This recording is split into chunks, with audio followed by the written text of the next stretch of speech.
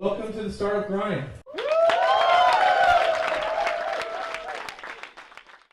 I mean, like, go through that process of, so you get these millions of dollars, and it's you and your friends, and you decide, hey, you know what, there's a bigger opportunity here, right? And you guys, or not, you eventually make your way out here to Silicon Valley. You're on the East Coast, and you make your way out here. Talk about that process. What were you thinking as this was happening? You're like, wow, this is going to be huge? Was it like just a complete kind of accident? What were you thinking?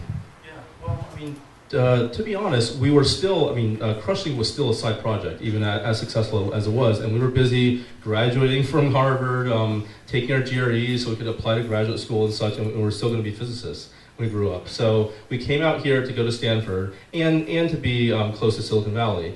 But the idea, we moved out here in September of '01, literally 9 days after 9/11.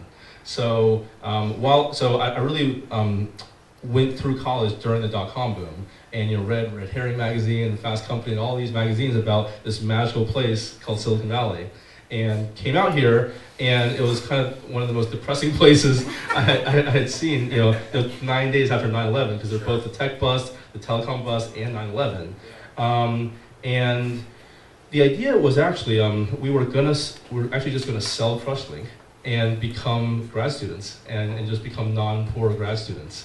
We've been there, done that with the internet thing, and now we're gonna become physicists. It was actually one of the luckiest things that ever happened to me was only a couple months after arriving here, I met Reid Hoffman.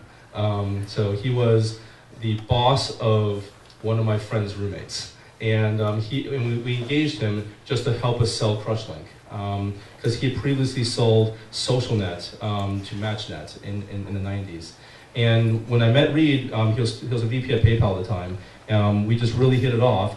And the combination of getting really low offers for CrushLink, because it was one of the worst times to try to sell a company, and also Reid really having faith and confidence in us, saying, you guys really have something here. Why don't you really try to build something big?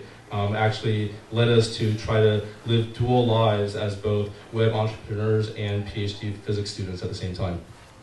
Yeah, talk a little bit about that relationship with Reid, because at the time, okay, he's a VP at PayPal. So, we think about today, like, man, I'd love to get a meeting with Reid, but you're talking about a Reid Hoffman from 10 or 12 years ago. I don't know if it's karma or like what, but there's some sort of when two people like ought to meet, two people who meet ought to meet, and I feel like at some point Reid and I were destined to meet, and that's actually that general line of thinking is actually a lot of what we're trying to do at TAG is really letting people meet together. But yeah, look, Reid was literally the third person I met in Silicon Valley, and I thought, and I just kind of really fell into the whole PayPal crowd. So Peter Thiel, Reid Hoffman, Max Levchin, David Sachs, all these people, and I just thought all of them were amazing. And and I felt so lucky that these people even wanted to